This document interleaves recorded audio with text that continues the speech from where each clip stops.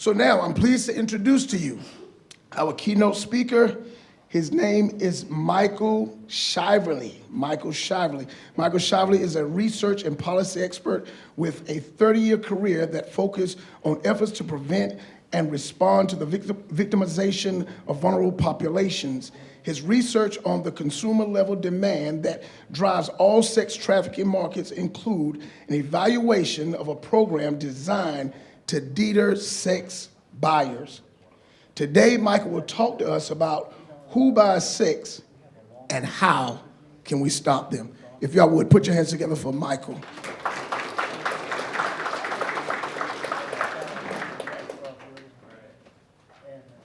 Sound check? Can you hear me? So, an hour and a half. I promise you I will bring you to the point where you're going to be real glad to see me go. I'm going to do some things I'm not supposed to do, and I'm going to say some things I'm probably not supposed to say, and then we'll see how that works out.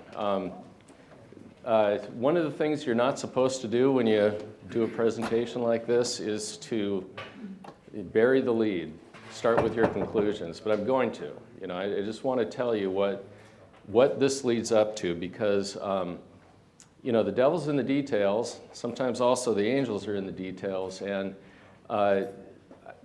we will drill down into some of these topics. So when we talk about sex buyers, you can do the 2-minute kind of overview and get a sense of it, but you can also really drill down into the different types of motivations, the different types of traits that get people, mostly men, to that point where they actually think it's just fine to whip out some money and buy people for the purpose of their own sexual gratification. So one thing I'll tell you is it's not one thing. People don't buy sex for one reason. It's not just one type, one event, one situation. It's all over the place. And unless you get into how people vary, if you approach this as one size fits all, and one solution for everyone, things will fail. Because, one thing that may enlighten a buyer, the aha, I didn't know that, cause them to actually change, can actually motivate a different type of person. It's like, oh, really? Is that right? That's good to know. Let me go do some more of that, right? So if you're thinking about solutions, which is what I think matters, what can we do? If you have the information, you can make better choices about that and make arguments to try to get the resources you need for those investments. So I am going to fumble around here. I did it. I'm very impressed with myself right now. So I want to talk about some key concepts. And there are a lot of different ways to look at these things, but when I talk about sex trafficking and about prostitution, to me, it's all one thing. It's one big market.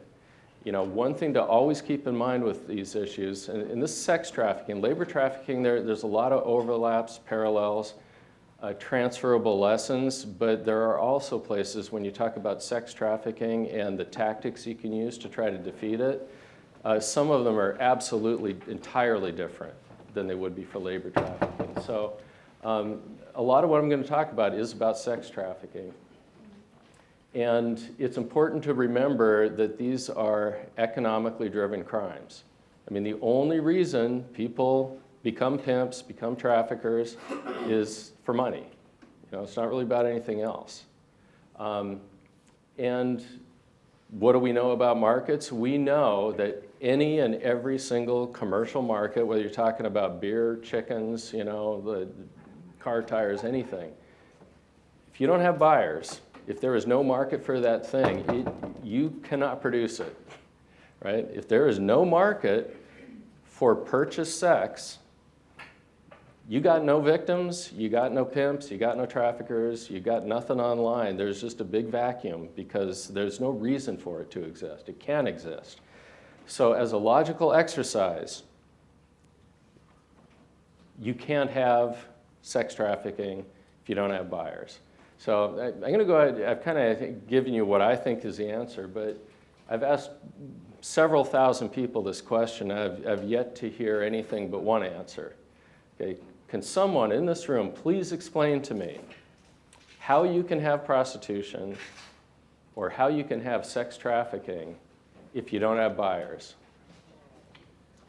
Hands, theories, arguments, you know, how would it work, right? I'm going to just assume that the lack of hands means you agree with the statement that you can't have it without sex buyers. Therefore, does it not make sense that if you're going to try to solve this problem, you got to deal with that? If you know it's the one and only cause, shouldn't you deal with it? And it is remarkable how hard it is to get people to deal with it. It's not easy to try to get them to pay attention, listen, think about it, and then do something about it. And you know, you run into these statements that kind of can make a lot of sense in certain ways if you approach it a certain way, but if you understand this is a commercial market driven by demand, then certain statements don't make any sense at all. Poverty is a cause of human trafficking. This is absolutely not. I mean, it's not. End of story, right? It's not.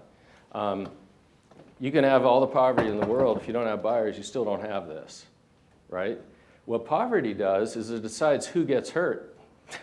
You know, poverty decides who the victims are. Poverty, you know, the low-hanging fruit for traffickers, distressed people, vulnerable people, homeless people, abused people, poor people, who very often, disproportionately in our country, are people of color.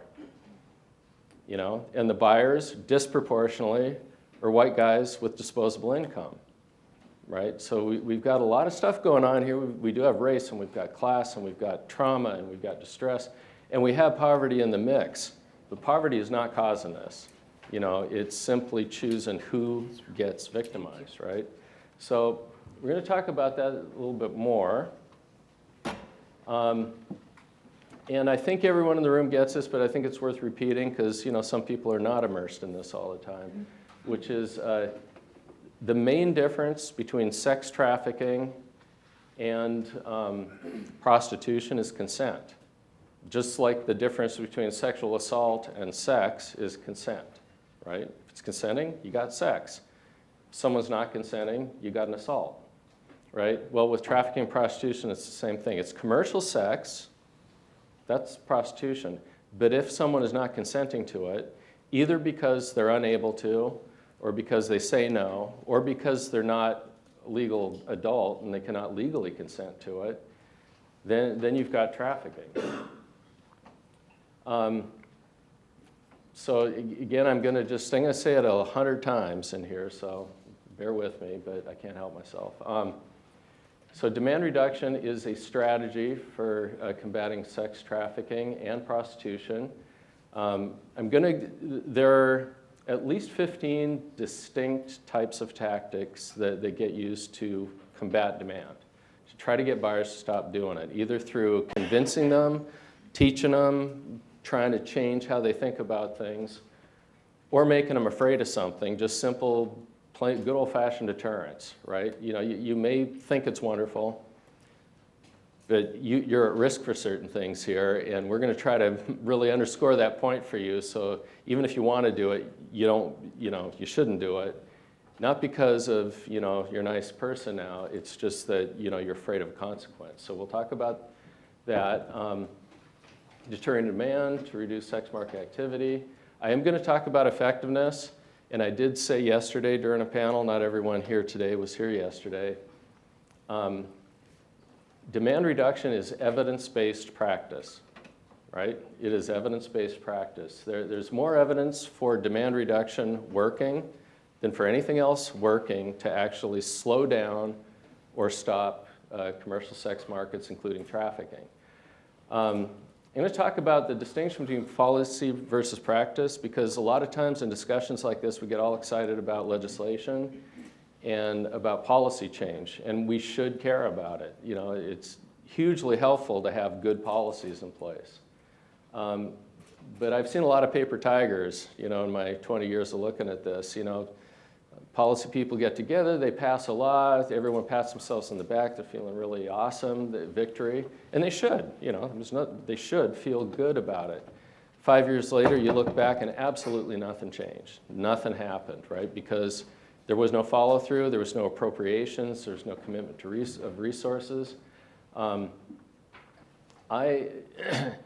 am gonna say some unkind things about the federal role in dealing with this. And they are true things, but they don't look good for them because federal government has, if the federal government tried its best not to do something about demand, it would look just like what they are doing. If the objective was to avoid it, you would cook up a plan that looks almost identical to what we are currently living with. There's one agency in the federal government that's an exception, and it's probably the one people care least about. It's within the Department of Justice, then within the Office of Justice Programs, then within that there's a research group, the National Institute of Justice. They fund research on criminal justice. And they've put about $1.2 million of federal money into research on demand, right? Over 25 years, $1.2 million. And as far as I know, anyone's free to point me to something else, as far as I know, that is the entire federal investment in demand reduction. They haven't spent a nickel on anything else, right? And of that 1.2 million, I've gotten almost $1 million of it to do 3 different studies, right? So sometimes, people Google me and they say, I kind of seem like a big deal online, if you look at research.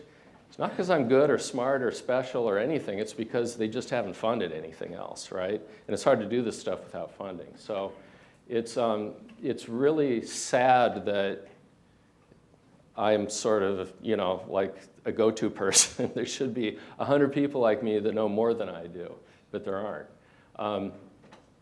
Challenges and emerging threats, we'll get into that. So this is kind of this is burying the lead. I'm gonna try to convince you that demand reduction is not the only thing you can or should do about sex trafficking and prostitution. And I've gotten pushback when I've spoken in front of some audiences because I've said we need to do more about demand. And I've had people from IJM, International Justice Mission, terrific organization that fights trafficking, right? I mean, they're good at what they do. But I did have a representative say, the bottom line is this, I'm not going to replay the conversation. The bottom line was expenditures on this issue, it's a zero-sum game. There's a certain pie of a certain size, and if you say you need more for this, it means someone's going to get less for what they do, right? So they see it as a competition. They see if you're a victim service person and you say more on demand, they get defensive and threatened and say, well, there's less for us and we don't have enough, right? Then if you're a law enforcement-oriented person, and it's like we need to go after the pimps and traffickers and the online purveyors that essentially are digital traffickers like Pornhub and Facebook and stuff. So we need to go after them, right? Well, yeah, we do. We absolutely need to go after that. But then they give you pushback on demand. It's like, well, more for you means less. And my argument is that is a stupid way to think, and it leads us into less action and less success, right? And the beauty about demand reduction is if you go after the buyers, what you can get out of them is money. If you look at most criminal populations, you try to extract money, other than drug traffickers or maybe some white-collar crime, you try to do asset forfeiture, you try to do fees, fines, so get money out of them. Most criminals don't have any money. Your average druggie, your average, assault and battery, burglar, car thief, they don't have anything, right? Buyers have disposable income. That's one thing they prove over and over. And some of the demand reduction tactics I'm going to talk about are not only free to taxpayers. They're revenue positive. They generate excess money. And they actually are one of the major sources of funding for Victim and survivor services is the buyers. But you don't get that money from them to try to solve the problem they create if you ignore them, right? So I think the only thing that makes sense when you've got a really nasty, serious, pervasive problem that as far as we know is only getting worse, which is sex trafficking. You got a problem like that, the only thing that makes any sense to me is being comprehensive. You go at it with everything you have and you go at it from all angles. You do go after the pimps and traffickers. You do go after, you try to identify, extract, help, support victims, survivors. You try to keep people from becoming victims in the first place. You do that. You also got to go after the buyers. And if you don't, you got almost no chance of success. And one of the things, again, that I probably shouldn't talk about, I'm going to, is the fact that I've been really banging my head against the wall on this particular problem for over 20 years. And I'm not convinced that everyone in this field really wants to solve it. I'm pretty convinced that there's enough buyers in positions of power, and they'll say whatever they need to say, and whatever. But when they're really, let their hair down, they're talking, they're playing golf, they're smoking cigars, they're doing their thing, and they're having real conversations, they're probably, it's BS, right? And I've actually been in those conversations because they didn't know that I didn't agree with them. And I'm an old white guy, so I can infiltrate those groups, I look like one of them, right? Old, bald, white guy, you must be like me, right?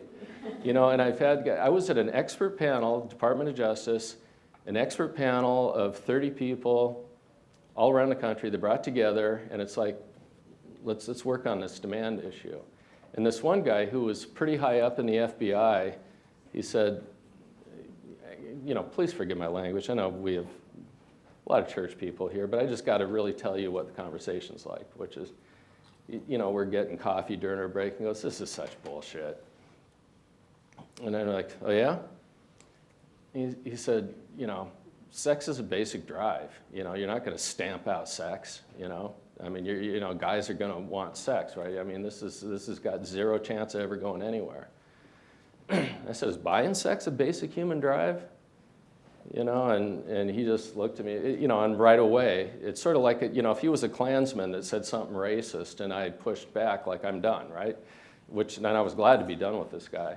But, there's one guy that just to me, by chance, showed me he's not buying it, right? And there was a guy, I know his name, I'm not going to say it, but there was a guy way up in the Department of Justice, in the top 3 people in the U.S. DOJ, back in the early 2000s. And he made it really clear to a lot of people that he was not about trying to get rid of prostitution at all, right? And he killed a lot of stuff, he killed a lot of things. I know there are legislators who have sponsored anti-trafficking bills. And they're very good bills. You read them and it's like, wow, that's great. Let's make that happen, right? And after, people who were part of the TVPA, the original Trafficking Victim Protection Act 2000, they were authors of it, right? And then the 2005 reauthorization comes up. Fantastic stuff about demand reduction in it. Amazing, it's terrific. 2008, 2011, you get these reauthorizations, they keep adding all this amazing, great legislation, right? Nothing's happening, right? So I talked to Chris Smith. He was a Republican representative, co-authored the TVPA, with Carol Maloney, a Democrat, right, from New York. So New Jersey Republican, bipartisan. Remember that? Remember those days? It's like, when you used to ride your donkey to work and stuff, that's when people actually work together on things. And so they put together this legislation. So I cornered Chris Smith, and I said, thank you, it's great, terrific bill, this is great. What about appropriations? And he looked at me and said, nice talking to you, walked away. So you get that. There's this, like, I'm not buying it, or I wish I could, I just know I can't make it happen. Or I don't know if he believes it. I don't know if he wants it to happen. I have no idea. You know, I can't figure it out. But one thing I do know is he hasn't made it happen, right? And you know, I don't want to mix him up with the guy who doesn't want prostitution to go away because he's probably a buyer.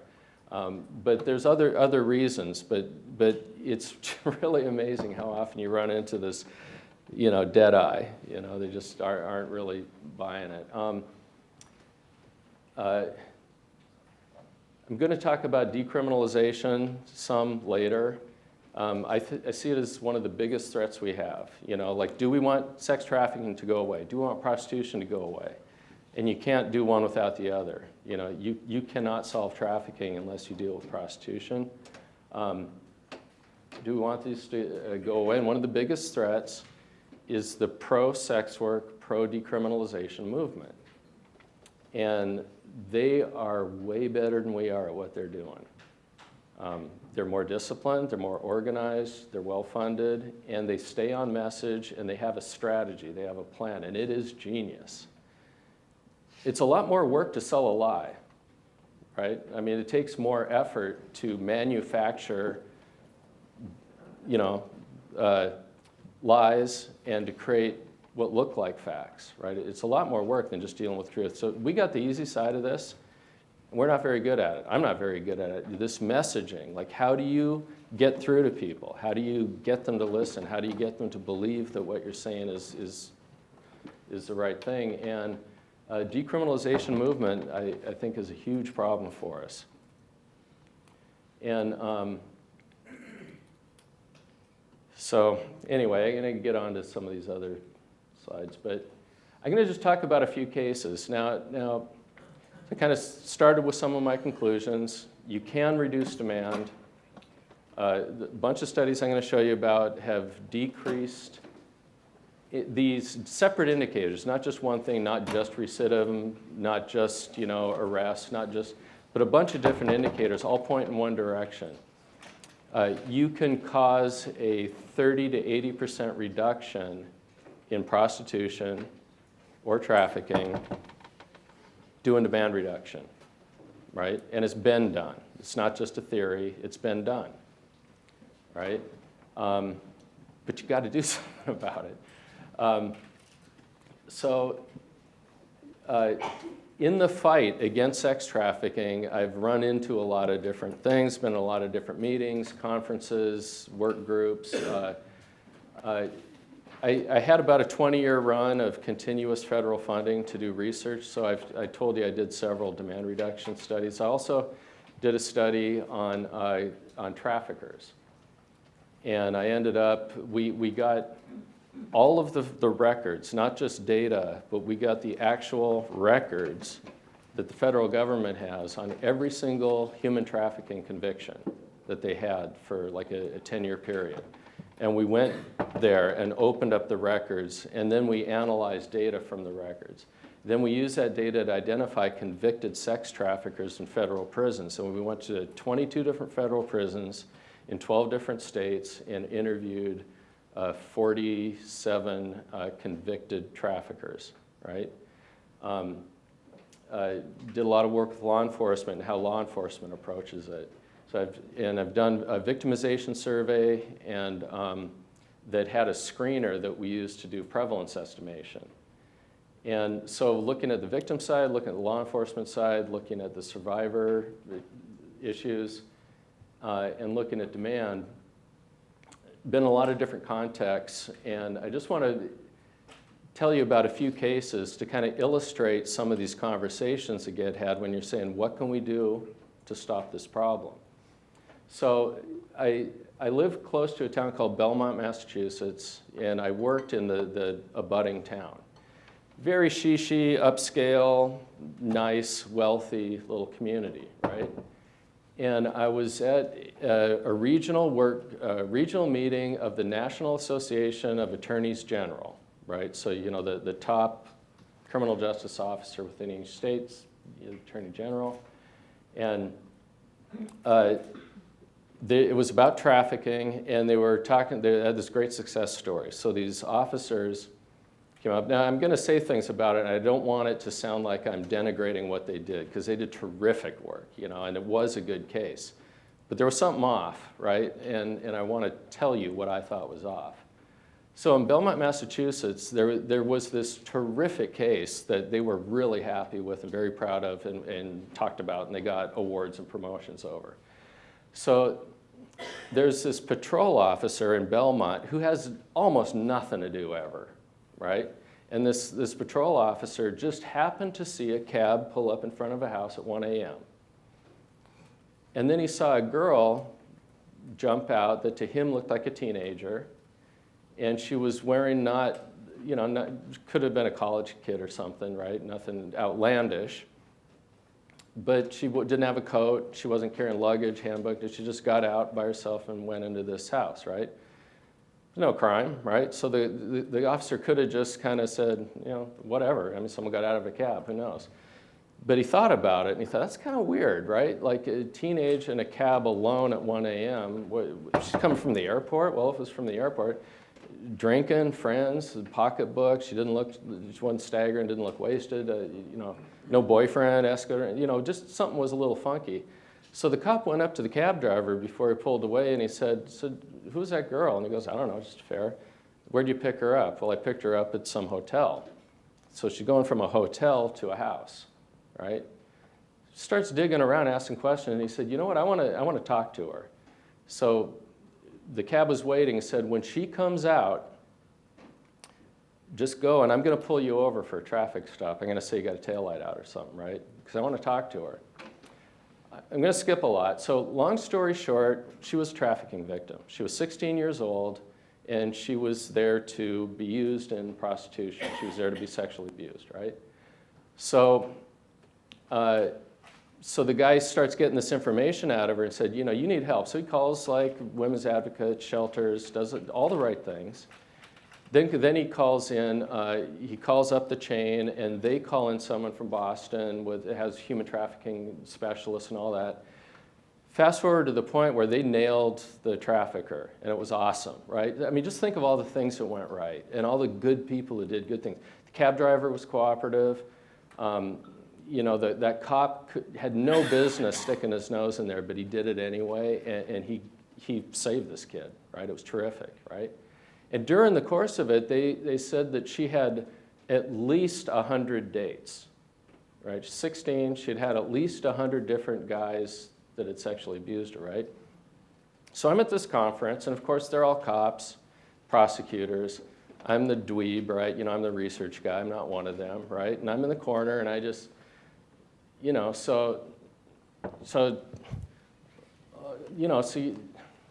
to me like you got 100 unsolved rapes. Did you pursue any of those? Wow, I was dead to them, from that point. Like I just, I think the phrase was the turd in the punch bowl, right? It's, I got no chat, no cards, no love letters. I was dead to them, right? But I'm serious about this. It's like, you see this a lot. You see this a lot in the trafficking stuff. I'm compulsive about this. I look every single day and I document whatever I can document. And you see it over and over and over again. I've seen it this week. They get some kid, they rescue her, and it's all terrific. And they'll say how many buyers, or estimate. And do they go after them? Nah. Well, she wouldn't be doing that if it weren't for the buyers, And I'm going to talk a bit about something. It's come up here yesterday, and it comes up all the time, which is when you do want to go after a pimp or a trafficker, who carries the burden of trying to make a prosecution work? It's the victim, right? I mean, can you make a case? And I'm going to talk, there are a couple people working on this, and they're very good. And they're trying to push for victimless prosecutions, right? Which can be done, right? And the reason I'm talking about it during demand, the untapped resource to go after pimps and traffickers is the buyer.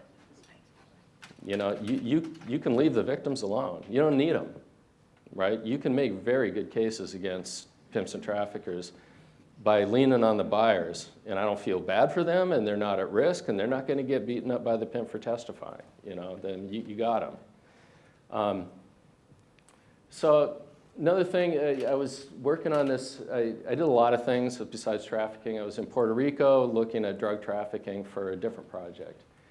And what we saw there is in the long horizon, the time frame was that in the 80s, Miami Vice, all that good stuff, it was the Medellin cartel was kind of the big player. And they were moving stuff through the Caribbean, through Puerto Rico, up into Florida, and then up throughout the rest of the country. Then they cracked down on it. So what did they do? They started moving stuff overland through the southwest US border, right? Okay. You squeeze here, pops up over here, right? It's called displacement, right? Then 9/11 happened. And they invested in a ton of equipment at the border. All these, you can x-ray, like 20-foot long logs that are 4 feet thick and find out if they're stuffed with something.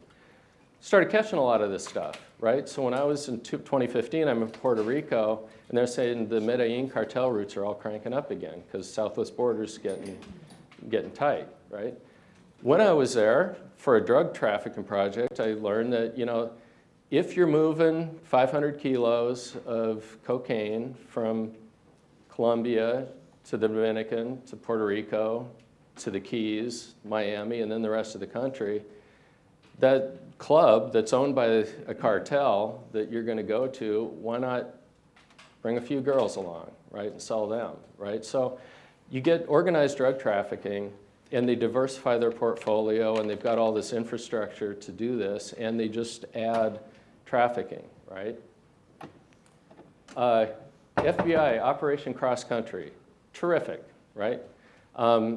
Once every year, maybe twice, maybe they skip a year, they have this initiative where they coordinate with state and local officials all around the country, and they go after the pimps and traffickers, and they rescue victims, right?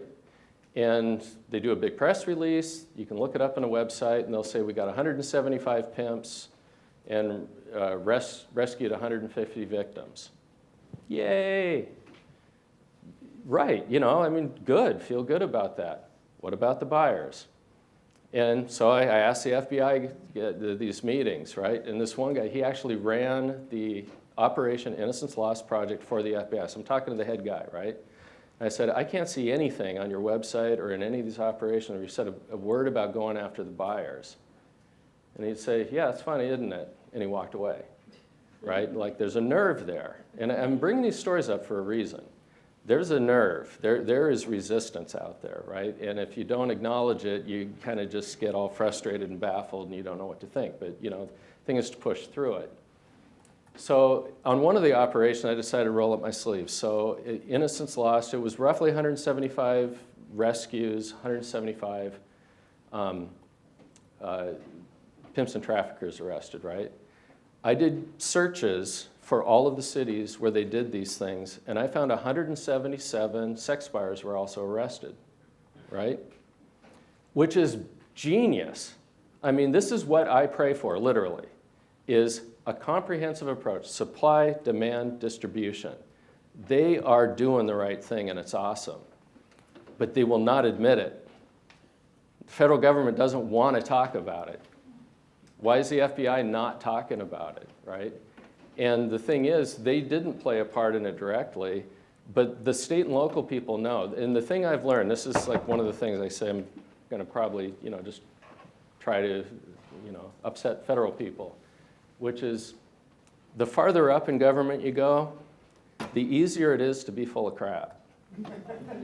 And the easier it is to just play games, and political games, and make stuff up. Because you're not living with it directly. You're not living with the consequences. The closer you get to the street level and to a city, a county, you can't afford that. You got a police department, you got certain resources, you got victim services, you got shelters, you're slammed all the time, right? Can you afford to do stupid things that do nothing to help you? And usually it works itself out, and you get some policy guy with a bug in his, you get a new police chief who gets a bright idea, he's from New York City and he goes to, Rowan County and he doesn't understand anything local and they do stupid stuff for a while, but after a while they get schooled. So the thing is, what we have that is working on demand reduction, it's ground up. And I would call it a grassroots movement, because in spite of all the resistance and inaction higher up, the locals are still getting the job done. The other thing I want to just make reference to is, one of the few things that is good about being an old person is you have context and you've lived long enough to see things come and go, right? And I remember being arm in arm with all these people that were fighting Craigslist. Oh, they're supporting trafficking, they're selling people, right? Let's go get them, right? And I remember saying, well, I mean, nice, fine, good, great.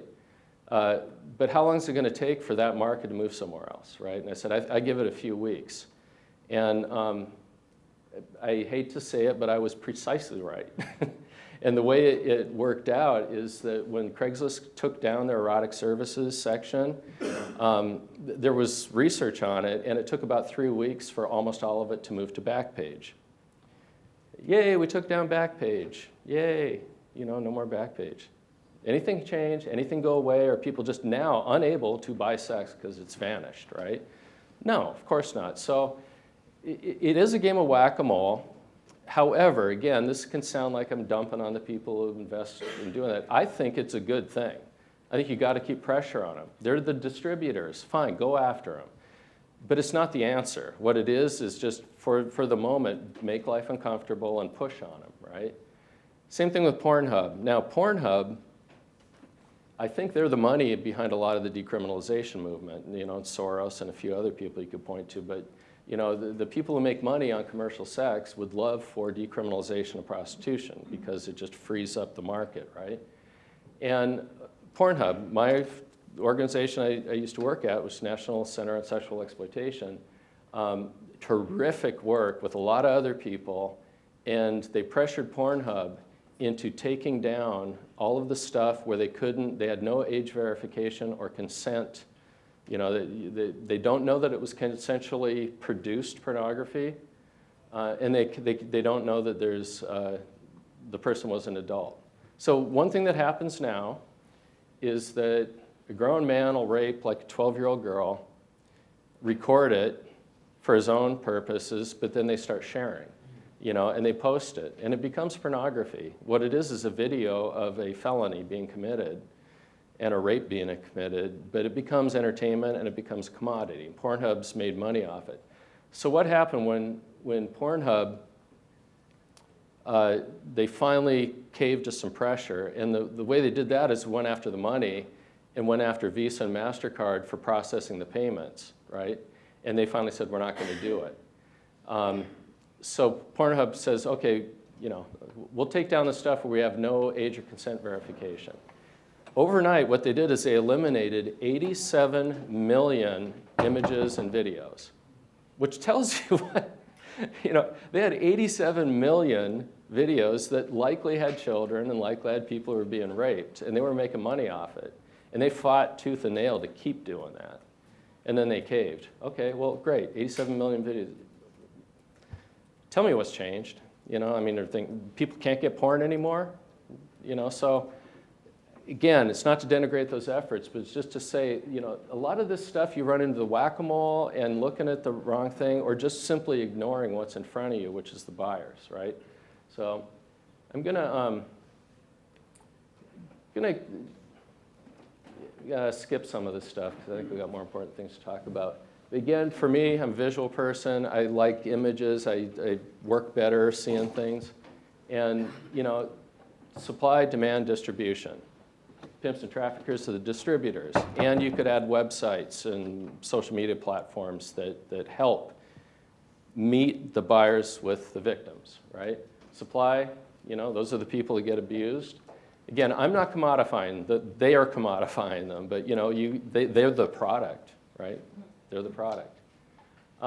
This is probably a better way to look at it, which is the driver, which is like, if you got consumers, they have the money. If people are just selling directly, then we would call it prostitution. If they have a middle person, a pimp or a trafficker, there's that. So the limitations of focusing just on supply and distribution alone, if it works, Like if someone says we're going to go after a website, if it works, you know, it'll be the first time it's ever worked.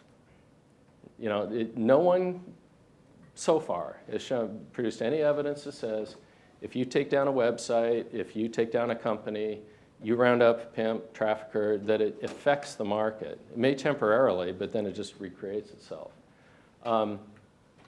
It's usually temporary displacement, you know, like maybe it moves something else. So I talked about the Medellin cartel routes and all that. And the problem is that, you know, if trafficking is a river with money, right? So you're looking there, it's just dollar bills flowing, right? That's the sex trafficking market. And you got the guy and thing, he's scooping the money out. Those are the pimps and traffickers. Yay, you don't have a fishing license. I'm going to arrest you, throw you in jail. Solve the problem? No, it's like someone says, hey, you know what? There's a bunch of money flowing right here. I'm going to grab a net, right? So they get replaced. And, you know, police know this. It's their job to go after them, and they do a great job with it. But they know, it's, you know, they'll be the next one. Let's make as victims. This is, you know, one that I have trouble with. You know, I have a daughter, and I told her, you know, no one wants to show you the puppy in the white van, right? You know, please, if you see that, you know, I want to keep her safe. I tell her stuff, right? But what I know is it's not stopping the problem. What is I just want my kid protected, and everyone wants their kid protected. Good advice, great. It doesn't solve the problem. You know, I talk about, oh, we got a rape trafficking prevention program. What we're going to do is boost self-esteem in young girls. I'm all for it, but I think the reason people get trafficked is not because they don't feel good about themselves.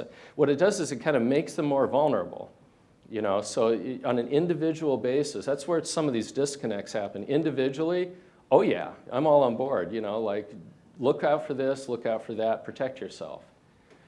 But to do that in the aggregate and say that's how we're solving this problem, you know, it's putting the burden on the wrong people. You know, I mean, you shouldn't put the burden on victims to, you know, fix this. And survivors taught me this. Survivors taught me this. This isn't me just thinking I'm smart and I have something to say. This is like they told me. You know, I mean, you're never going to rescue your way out of the problem, although you do need to do rescues. I just think it's inherently wrong and unfair. Just like for years, it's like, oh, you weren't carrying your rape whistle. Well, you should dress different. You shouldn't have walked alone.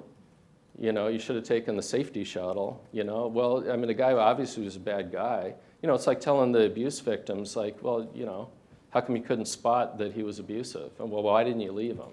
Right? It's basically victim blaming is what you end up doing, saying they need to fix this. So, you know, I'm kind of flogging a horse there, so I'm going to move on to other things. But that's the thing. Now, here's, again, you know, I got taught by people, and I'm really glad the survivors got to me first before I locked in with some other sort of mindset. And so there was one of these innocent lost sweeps, and it was, again, terrific. I mean, it's great. They arrested all these pimps and traffickers, rescued a whole bunch of victims. Yay. So the CNN reporter's doing this report, you know, and they get this girl. Her name's Asia Graves, and I wouldn't name her being a minor, because at the time she was interviewed, she was a minor, but it was in the story, and I actually met her, and she consented. Still think it was a mistake. But anyway, this young woman became an advocate while she was still a teen as a survivor leader. And so CNN's like, what do you think about this? And expecting her to say, yay, you know. And, you know, do you think this is really going to make a difference? We rescued all these people. We got all these bad guys, you know. And she said, no. I don't think so. And she said, you know, it can maybe make a dent, but you have to go after the Johns, you know, and those are her words, right? So I agree with her. You know, I agree that you got to keep doing it, and there are reasons to keep doing it, justice and all of that. And you got to help, I mean, we have the problem, you got to help survivors. But I really wish people, when they say they have a survivor support program, or when they say they have a human trafficking awareness program, or you have a program where you're going after the traffickers, just stop calling it prevention. You know, I mean, it just because, you know, if you're really talking about primary prevention, let's stop something before it happens, it's not that. What you're doing, it's reactive, and you're treating the symptoms. It's secondary or tertiary prevention, which is treating the symptoms, which we need. Again, don't stop doing those things. This is probably not worth sharing, but I think we're really talking about changing sex buyers, and we're going to talk about who they are and what makes them tick. Basically, through education and punishment, those are really the tools you have at your disposal, and we're going to get into that. And you need resources to make those things happen. You need to have good laws in place. You need to have policy, like to actually work within, using those laws. You need money, staff, you need awareness, commitment, you need all that stuff. To that, you got to have political will. You can't, people need support. You need to have the bosses and the legislators that are willing to do stuff. And often that's driven by the public. So in a way, it maybe sound like I'm contradicting myself when I say, if the public, this awareness of the problem, it's fine. Awareness is good, but what are people going to do once they become aware? What are you making? You making them aware that there is a problem is one thing, saying, and this is the way we should go to try to solve it. That's a different thing. If it's just simple awareness, it can get the ball rolling for the next thing, but it's not the end game itself. You need to have people say, yep, we gotta try to get buyers to stop doing that. That's how you really solve the problem. So, and this is where this room of people, that's the top. Like, if the buyers are the real root of the problem, the solution is this group. You guys are the people that have the motivation, the interest, the awareness, whatever, to take the time out of your busy lives and your jobs and all of that, and you're here, right? It's your job, right? You are the people that can make this whole thing work. So who are the buyers? So there's one study that I didn't do myself. I kind of consulted with them, worked with them, but it was a group called Demand Abolition. It was a nonprofit. Swanee Hunt was the person who funded this initiative for over a decade. And they did a survey where they got responses from over 8,000 men throughout the United States. And they asked a bunch of questions about buying sex. And what they found is that most people have never paid for it in any way. Good, right? 20% have, not good. And then of the buyers, of that 20%, 75% of the market for prostitution and sex trafficking is high-frequency buyers. These guys that the one-off or the once this year, the next year, they contribute, they're part of it, but most of the market is driven by high-frequency buyers. And those are the ones that will go like every week or every month, and it's just a thing. It's part of what they do, and they actually drive a lot of the activity. Now, the implication of that is I hear a lot of people say we need to target high-frequency buyer, and I do not agree with that. I believe if you're doing anything to go after buyers at all, you get them. So if you're going to do a sweep and you're going to arrest like 100 sex buyers in a city over a weekend, who's most likely to get caught? The guy who does it once ever in their whole life, it's just that one day out of thousands of days, or the guy who's out there every week, right? So if you go after them, you don't have to try to figure out how to get your high-frequency guys. You're going to get them first, right? And only about 6% of the men who do this said they were arrested for it. So why do they do it? Because they can. They have a very small chance of ever getting caught doing it. That's why you get it, right? Unlike most crime, like if you have demographics and you talk about drug addicts, you talk about drug traffickers, you talk about people who commit assault, just the generic criminal, demographic predictors are pretty good. There's reasons for it. There's reasons that race is a good predictor. And it's not because of the people, it's because of economics that are correlated with race. It's distress, marginalization, all that stuff. It doesn't work that well for sex buyers. I mean, there's a bit. It's a little bit whiter. People who buy sex they're disproportionately white. And they're almost all men. I've been tracking the arrests of sex buyers, and I stopped keeping count after I got to 50,000 sex buyer arrests. And I don't think I can come up with 10 women that got arrested. I know I can come up with 3 or 4 or 5, but you know, it's a guy thing, right? That buying sex is. And where they different between the ears. You know, the guys who buy have different ideas about things than the guys who don't. And we'll talk a bit about that. But you know, they just have this kind of weird, this idea, and this is why the presentations we've had, you know, yesterday were so on target.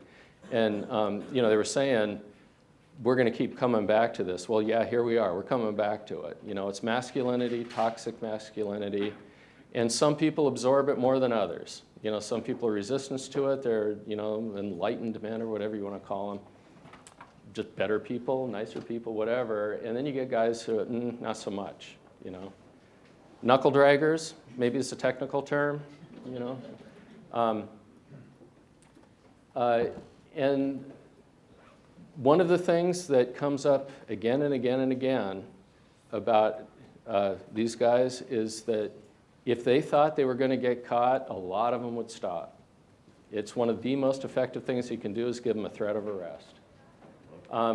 So that was an American study.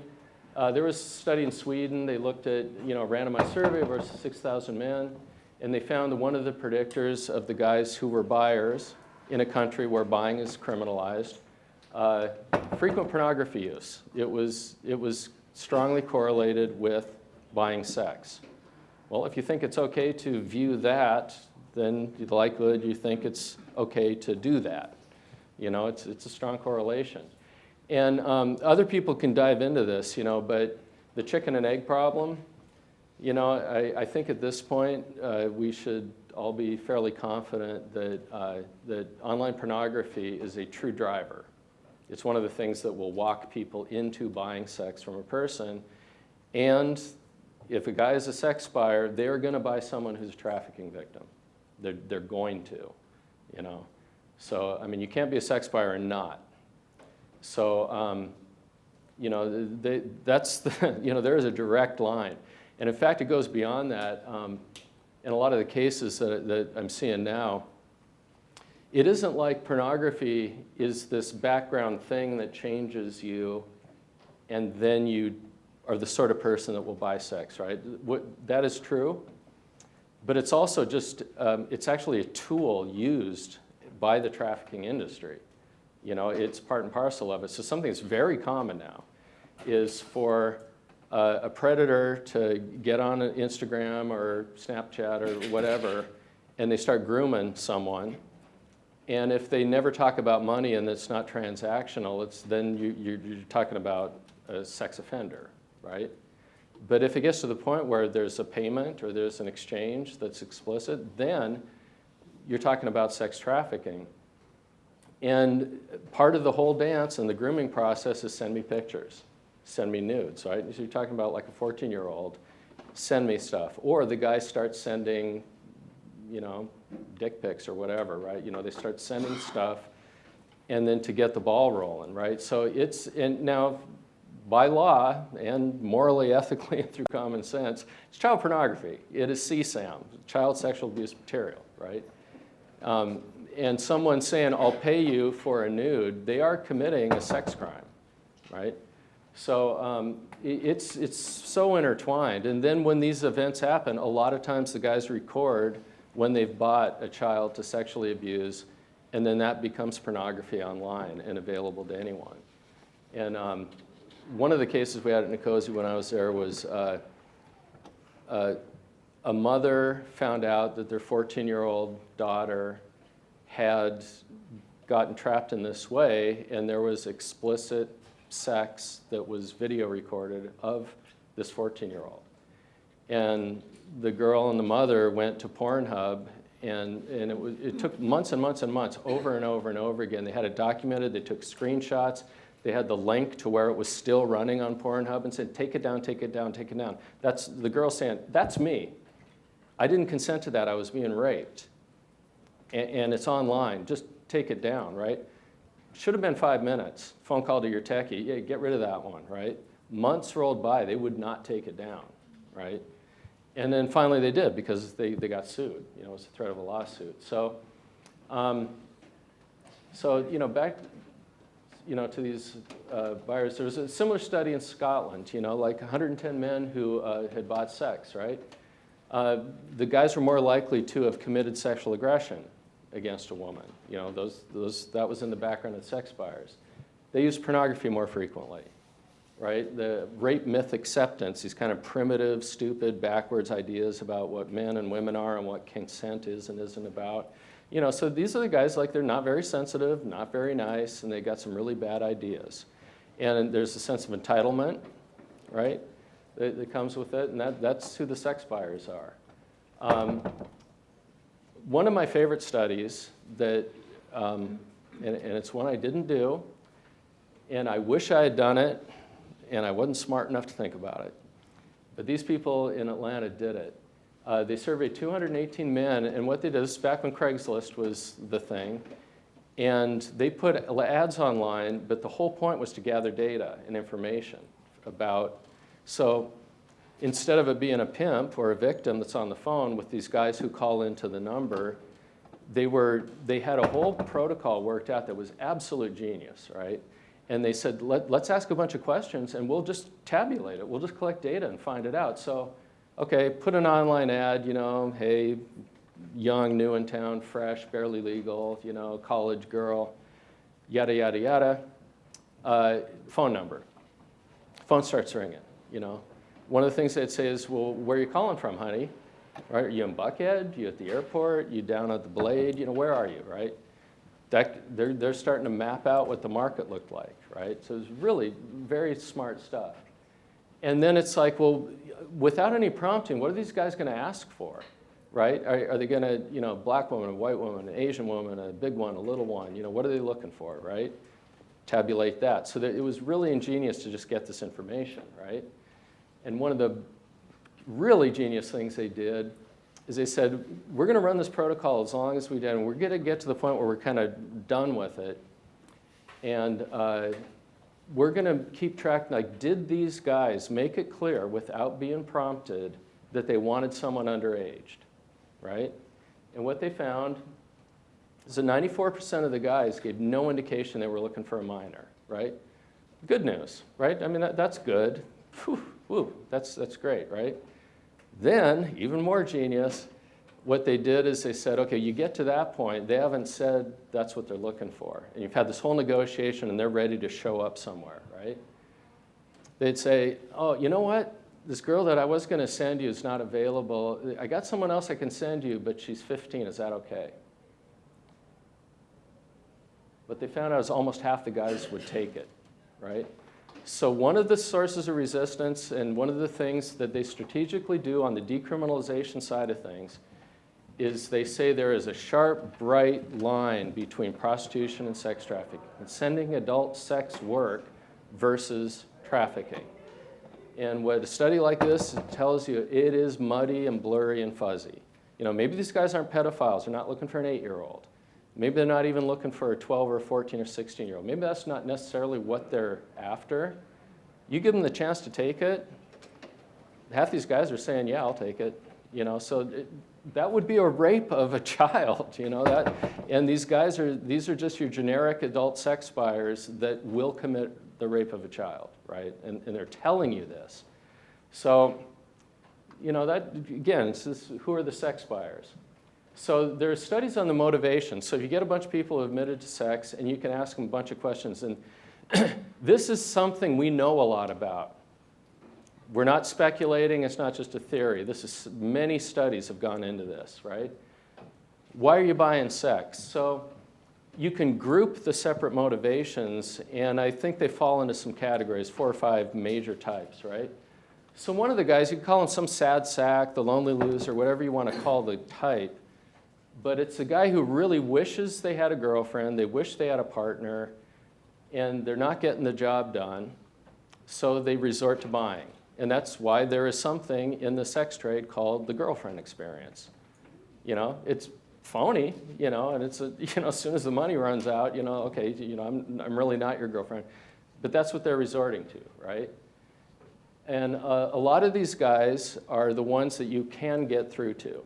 They're the guys that aren't necessarily driven by the intent to harm. They want their needs met. They're doing something harmful, but that's not why they're doing it, right? Then there's almost the opposite of that, which is a guy that wants sex and nothing else. Last thing in the world they want is a wife or a girlfriend. Oh, humans? Needs, desires, compromise, negotiation, patience, bad moods, I don't want that. What I want is my sex, and then I'm out, right? So that's another type of sex buyer, right? Then there's a person that kind of a thrill-seeking or variety seeker, people that, just one person isn't going to cut it for them. They want different sizes, shapes, races, colors, attitudes. And some of them are kind of fetishists. They're people that want things that most people don't want to do just purely voluntarily. And some of them are actually excited by the illicit nature of it. Now, a survivor in Chicago gave me a great phrase. She was an African-American woman who was abused on the track for a long time. She got out of it. Brilliant person, very articulate. And she called it, she said, some of the guys are doing domestic sex tourism. You get the guys with money and from the burbs and their safe little nice lives, right? And they get to walk on the wild side. They like the fact it's dirty and gritty and there's suffering and danger and syringes on the street and addiction. I mean, they're walking on the wild side, Now, again, you have to be incredibly callous to get off on that, but that's what we're talking about. There are enough callous people. So, that's another type. And then there's this type, and I just call it pathology. And these are the guys that, are probably the scariest. Although a survivor, when I gave this presentation, a survivor came up to me and said, well, don't say it in a way that makes it seem like you're letting the other top one or two or three groups off the hook. They all hurt me. And every time I got bought, I don't really even care what their motivations were. Every time I got bought, I got hurt, right? So I want to make sure to say that. But the guys, like the whole point of it is to hurt people. There are guys that do that. So, some of them have weird fantasies and fetishes that involve like hurting people, right? Some of them, the whole point is to humiliate, degrade, and hurt people. Some of them hate women. They're just outright misogynist, right? And, call it some traumatic experience in the past or just faulty wiring, like a broken machine, right? But they just hate women. And some of them are sociopaths and psychopaths where they just have no real feeling about it and they actually get stimulated in some way by delivering pain, right? So, and not fake pain. This isn't BDSM stuff. I mean the real stuff, right? So, why is it important to know these things? A lot of the efforts to educate and get through to men, sex buyers, they do what you call empathy building, right? Can you just get through to them about the fact that no, they don't want to be there, and no, you're not their baby, and no, they don't like you, and they're not your girlfriend. They're there because they're desperate to make money. They don't want to get beat up by their pimp. They're an addict that's broke, right? They don't want to be there, but they're there anyway. And the thing about it, like if you're talking about that top group in particular, and you start getting through to them, no, you're not doing them a favor. You're not helping them by giving them money for this. If you want to help them and give them money, just give them some money. You don't need to get sex from them. That's leveraged, and that's not consensual, right? So if, you can get through, and I've seen it, and of course some of it may be phony, but I'm very convinced that when you sit in a John school and you see these arrested sex buyers get schooled by survivors and other people, it gets to some of them. They apologize, they cry. Some of them become advocates, and they work on the other side of it. And a lot of these guys will say, I wish I knew, because our culture is messed up enough. You don't have to be an evil person to grow up thinking buying sex is okay. You know, our culture's got enough support for that. I mean, obviously not a child, you know, like culture didn't tell anyone to go buy an 8-year-old. You know, that's pathology, that's a pedophile and something else. But, you know, 25-year-old woman, you know, like you don't have to be evil to do something evil, you know. And a lot of the guys, they just say, I truly in my heart believed it was okay. And I believed she wanted to, and I thought she got her needs met with money, I got my needs met with sex, we're all good here, right? Once they have survivors get in their face and say, that was a lie, a lot of them really freak and they feel bad and stuff. Not everyone. Okay, what do you think that same lesson is how is that gonna land with pathology people? If the whole point is to hurt and degrade, get back at women or something, and you say, by the way, you know what? When you buy sex, you hurt and degrade them. Good. You know, that's what they want to do. So aces, you know, we're on track here. So you need different messages for different types.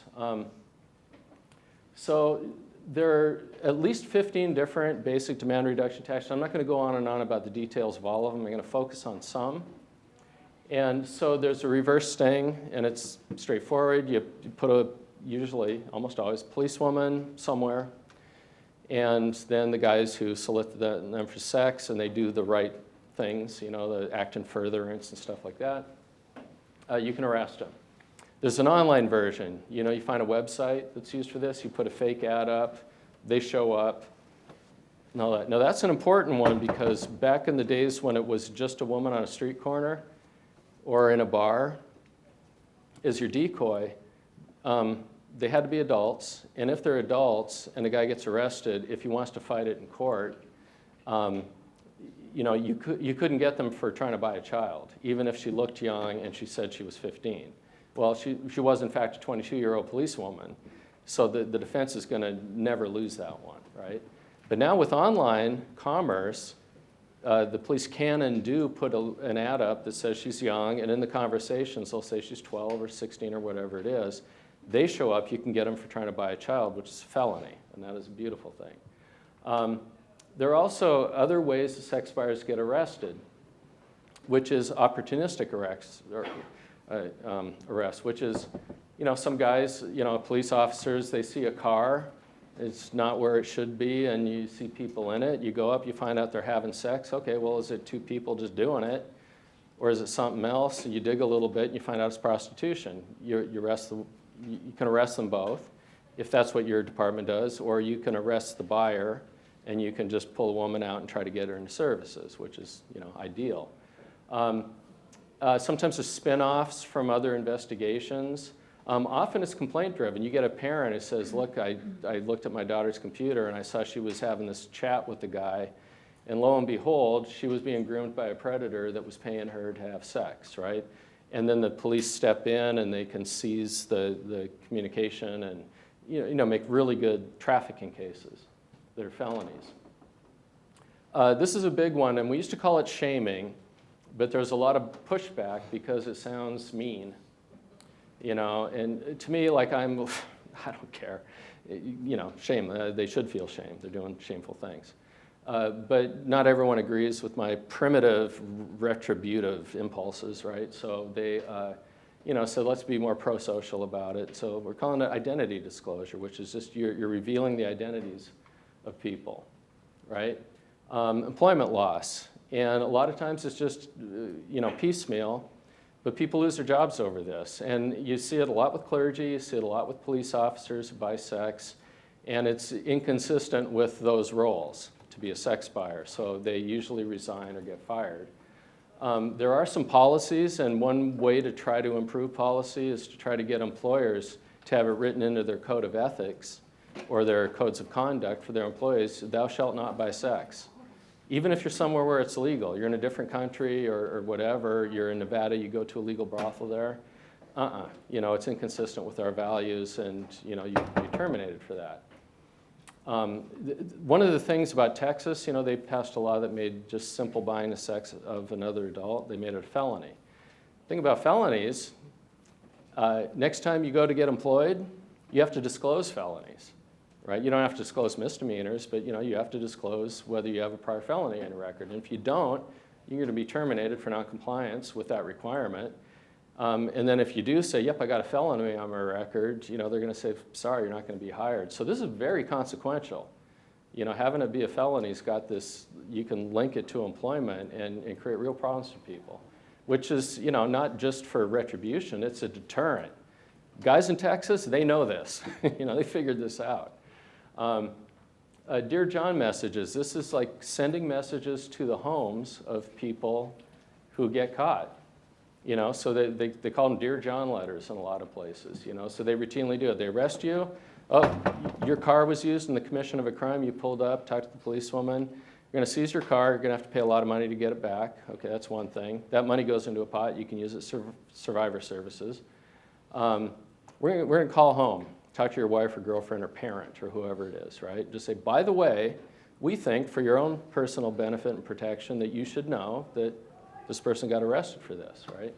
There's community level billboards, sometimes websites that the police have where they just post all the pictures of the guys and everything.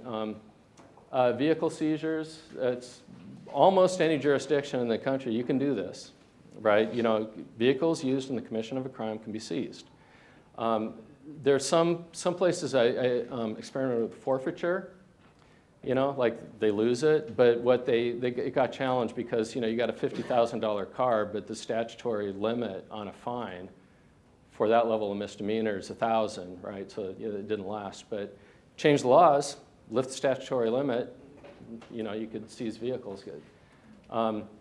Soap orders, stay away of areas of prostitution. Guys who get caught can be said, if it's geography based, like, the street prostitution, we catch you there over the next year, we're just going to rescue. It's like a restraining order, but it's for an area. And for a year, you got to stay away, right? The communities have done that. Community service, like, the buyers, there was one program where they brought the guys in, and for half the day, they yell at them. They tell them all the reasons why what they do is a bad thing. They try to educate them. They try to scare them a bit. And then the second half of the day, they put on the vest and the hat and everything, and they're a work crew that goes up and down the track picking up all the used condoms and all the syringes and all the refuse from the track, right? These guys create the track. They're the reason it exists.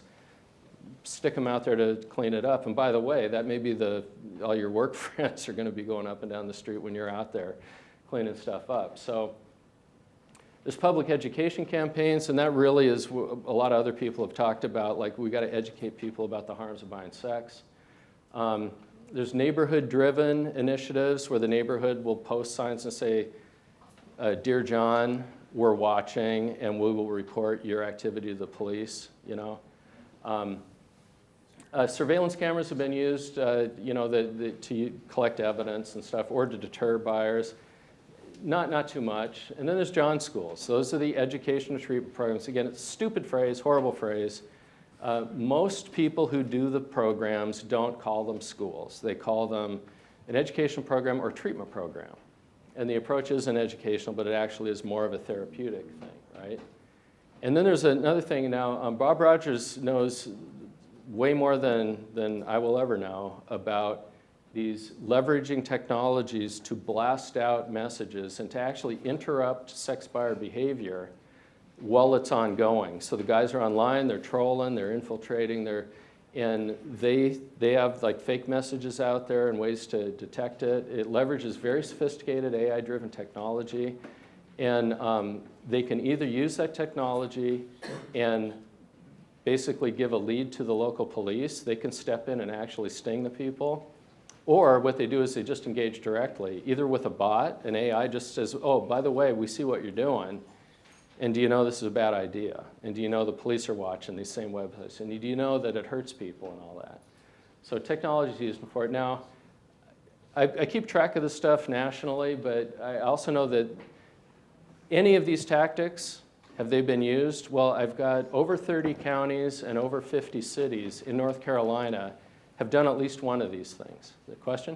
Yeah, I was just curious about the data around identity disclosure, because I know like in other sort of papers you post away when you stop smoking, that the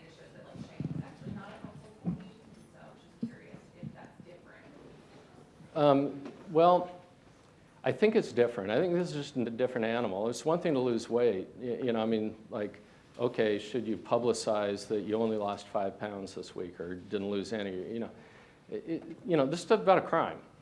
You know, we're talking about a crime, and it's disclosing a crime. And, you know, really, if you flip it around, I think it makes more sense to look at it the other way, which is, what do sex buyers want more than anything? They want anonymity. You know, and any cop that's done stings, right? Oh my Lord. They cry and they blubber and the snot's running and they're just like, oh, my wife, my job, my kids, my church. You know, it's like, well, I'm sorry, buddy, you did it, right? You know, and we're getting caught and this is how things are going to go for you. They will do anything to avoid people finding out, right? Well, what's the implication of that? Like, do you want to give them that? You want to give them anonymity? Like, that's the thing you crave? No, you deny them anonymity, and that's a huge disincentive, you know. And it hasn't been properly evaluated, so there isn't. But I think there is evidence that it actually works. And I'll talk about it. So, you know, I'm not. You don't have to try to take notes or anything. The slide deck's going to be available to everyone, and you know, we can't read all of it, but lots of cities and counties throughout this state have done something. It's possible. Your laws support it. You know, it's just a matter of will. Are you going to do it, right? So nationally, these are the most recent stats I have about who's done this, right? And we've got well over 3,100 U.S. cities and counties have done a sting or shamed or, you know, identity disclosure. There's been employment loss, a lot of different things, right? You know, again, we don't need to invent something. You know, any one of these ideas, lots of cities and counties have tried it. There are places to go and try to learn the details, right? Now, this is just the last 12 months. So the column on the left is where I was a year ago yesterday, right? And in the last 12 months, we've picked up 426 new cities and counties throughout the United States that I just found out have done some kind of demand reduction. And most of it starts with online activity. Most of it now, the majority of it, is someone who's trying to buy a child. You know, it was not that way 10 years ago. The majority was adult on adult stuff. Now it's, and a lot of it is piecemeal, like it's just one at a time arrest. It's not a sting where you're trying to get a wide net and get a whole bunch of people. It's really targeting people that you have a lead on, right? But they get their identities disclosed, you know, I mean, and a lot of it isn't with the intent of shaming. It's not a programmatic, it's just simply law enforcement practice. So, you know, it becomes public information, you know. Now this is, you know, this is a map, like, you know, where has demand reduction actually been done in the United States? You know, everywhere, it's a short answer. Oh, by the way, that list of cities and counties in North Carolina, so within North Carolina, it's, you know, there's 100 counties, and you got 35 where they've done demand reduction. And the same with the cities, over 500 cities, we got 50-something, right? So it seems like you know, it's kind of the minority. But all the big ones are in, right? So 75% of North Carolina residents live in a city or county where there's actually been demand reduction done, right? So how do you do this stuff? You can look within. You know, I mean, there is the knowledge and expertise in the state to do all of this stuff. So reverse stings, you know, they can be web-based, brothel-based. I already talked about that. Things that are changing is that there are more and more of them are actually online. Some recent development is some states are getting on board with making it a felony. Texas was first. I think Montana passed a law. Ohio, it's kind of vague. They kind of treat it as if it's a felony for the most part. Florida tried something. They called it a John registry. It's like a sex offender registry, but a central place. They didn't get their implementation right. And what they did is after like 2 years of it, they had a handful of guys had their identities there, and they just kind of gave up on it instead of doing it right, which is training people and giving them resources to actually do it right. You can read about these, but you know, I'm not going to go through it all, but you know, just, you know, this month, you know, Lee County, there's a guy trying to purchase a 9-year-old to rape, right? Lee County Sheriff's Office, they were investigating this old dude, right, 50-year-old guy, and he's, you know, they caught him, right, and his identity's in the paper. This is just, you know, last month. Another one in January, sex buyer arrest. You know, again, it's a young person that's being abused. You know, a few years ago, Robeson County, they did a sting, arrested, you know, 5 guys. You know, it happens here, right? You can get these guys. Additional reasons to arrest or detain buyers. This is something I wish I would have left more time for, but we've talked a lot about the burden on the victims to support law enforcement making case against pimps and traffickers, right? But it's possible to do victimless prosecutions. Now, what crime, class, raise your hands, what crime does occur where law enforcement never has access to a victim and it has the highest clearance rate and conviction rate of any other crime? Murder, right? Got no victim, right? I mean, maybe a dead one that has physical evidence, but you know, they cannot help you. They're not going to give testimony, right? And there are people that are homicide investigators that are working with vice cops, and they're working on this idea of trying to do prosecutions of pimps and traffickers without it. The key is the buyers. Okay, imagine this. You get a buyer, and you got him in a web sting, right? So he calls a number and talks to a third party, a guy, and the guy says, I'll send you a girl, right? And supposedly it's a 16-year-old girl in a hotel room waiting for this guy to sexually assault, right? Surprise, you know, it's not a real date, you know, it's a cop, you're arrested, you got a lot of problems now, right? It's felony because you were gonna rape a child. Do you think you have a little leverage on the dude now? You know, you can get that guy and say, look, you know, we're gonna bump it down to misdemeanor prostitution if you cooperate with us and if you give us the pimp. Show me your phone, right?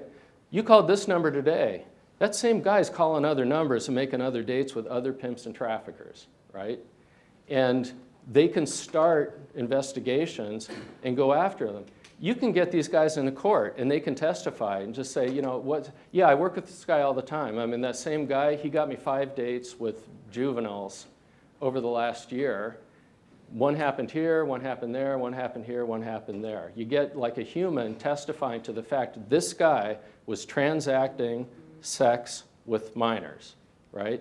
So, you know, to me, it's a huge untapped resource, an opportunity, and the same leverage you have there, you can also use, like, you got to give us $1,000 in a fine or a fee to go to a John's program or something like that. Yep. I feel like if you don't want your wife to know.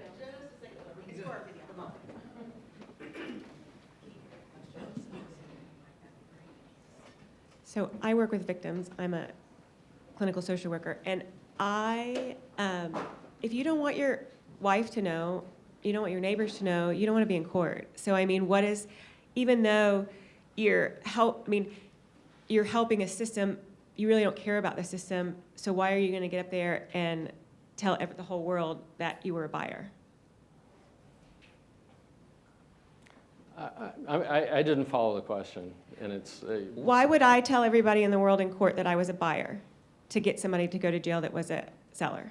Well, in that case, it's a done deal, right? It's over, right? You got arrested, and now it's public information, and it's going to be in the court docket anyway, right? So even if it were a misdemeanor, you know, that cat's out of the bag, right? Now, the whole world doesn't know. What's that? But your whole community doesn't really know because nobody's really looking at the paper. You're going to be in court, and people are going to find out like through the gossip trail. Well, the thing is, okay, let's just change it and say it was a misdemeanor level, like it was just an adult, you know, policewoman on a corner, and you know, and it was all that. In that community, if they are publicizing that information, and police do press releases, they have pictures and identifiers on the website, and they do that anyway, right? So now we're talking about like that's done, right? You know, you're not going to back out of that. Unless the police and prosecutors have a program for that. Like it could be that you will let a guy hide. You know, you will basically let them hide if they do a deposition. You know, or if they just give them leads. It doesn't have to be you go put your face in court, right? It's not for everyone, which is a good point. But a lot of those guys will say, you know, like anonymously, You give them leads, they actually make an arrest and get a conviction of the pimp, and they dismiss the charges against this guy, right? And police do this stuff all the time. They do it for drug traffickers and everything else. You know, you make deals because that's how you can get convictions. You know, so you know, there are ways you can use that. Like, can I be anonymous? You know, it's like, yeah, this time. You know, you can cut deals like that. So we're about out of time, but you know, this public education stuff is really big. Other people do, you know, they have better treatment of it, but trying to get the message across that cities and counties are trying to get the message across that buying sex is a bad idea. I want to focus on this, and I'll probably have to just kind of cut it off a little bit, but there have been social marketing public education. It's broad-based. So this is like, again, going broader and further upstream. Not just the guys that you've caught buying, but broader than that. So an absolute genius campaign was called the Dear John campaign in Atlanta. They were cooking it up around 2005. Around 2008, it was just everywhere, right? This was a big deal. Now, this is a still image, and they had posters like this on all the buses and all the subway, you know, the rail system and all that. But they also had PSAs, and if it works, what I want to do is play them, 30 seconds each. And they didn't cost much. They had volunteer groups like Atlanta Women in Film. They're an artistic, you know, little group. They produce these, and I think, you know, you'll be the judge. But my cousin grabbed me on the way home from school. Next thing I know, I'm in a different city with a strange but nice man. He's gonna take care of me. Pills and presents. That was nice. I wish I had gotten that type of attention at home. But he has too many friends. Friends with access to me. I'm 12 years old. 12 years old.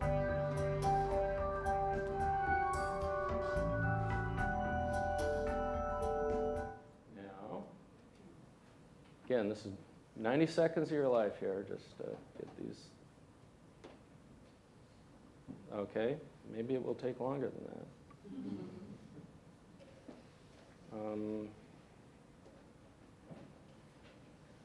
Help, elderly person at the technology.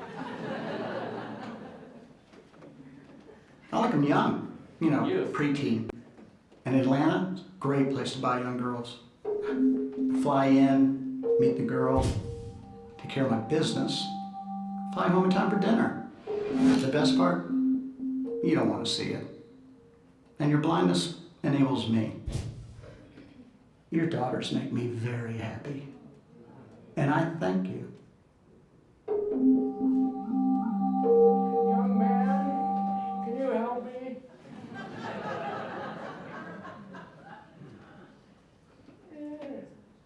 Dear John, you have been abusing our kids, prostituting them, and throwing them onto the street. As mayor of Atlanta, I have promised to listen to people. Kids are no exception. When you buy sex from our kids, you hurt them, you hurt our families, and you hurt our city. No more, not in my city. Sincerely, Shirley Franklin. If you're a sex buyer in Atlanta and you run into Shirley Franklin, you're going to fill your diaper up in a hurry, right? Like, she's, you know, and she meant business about this. It was very serious. So I'm going to wrap up. So again, I started with the conclusions. This is like an evidence-based model, right? Now, I told you I was going to show you some data stuff. This is what happened to recidivism in San Francisco when they started a John School program. Those lines, this is kind of weird, so don't look at it if it just freaks you out. But the basic thing is, for 10 years, the recidivism rate was 8.8% for sex buyers, right? They started this program, it tanked. It went a sharp drop. It went down to 4.5%. And it stayed there for 10 years. Like, it just stayed there. And we looked at displacement, we looked at all kinds of other things, and that's what we had to conclude. It just worked, right? So, you know, you can read some of these things, but the thing is, this has been done. Here is the model. You arrest the guys that you can that are trying to buy sex, right? Strong evidence that it actually works, right? You do not give them anonymity. You out them, right? That's a deterrent, right? That's a deterrent. and you educate the ones you catch, right? Now, there isn't evidence like this for things like further upstream. You know, like if you go into a school and get a bunch of 12-year-old boys, like how do you know they never buy sex, right? Like you know, we're talking about, it's a hard thing to try to gather that evidence, but it has to be the right move. It just has to be the right thing, right? You know, how can it be a good thing to let them develop bad ideas that are conducive to buying sex? So the evidence-based model, you out them. If you catch them, you teach them. And very strong evidence, so you can get a 30 to 80% reduction in all kinds of different indicators. Calls to service, recidivism rates for the buyers, visible counts of street prostitutes, if that's the problem that got attacked. I mean, it's been done. Show me something similar for an awareness campaign or a pimp and trafficker campaign or something else, right? And people don't even ask. They don't care. It's like, well, it must be good, right? Talk about buyers. Ooh, I need evidence. Well, there's evidence, and it's very strong. So I took too long, so I will stop.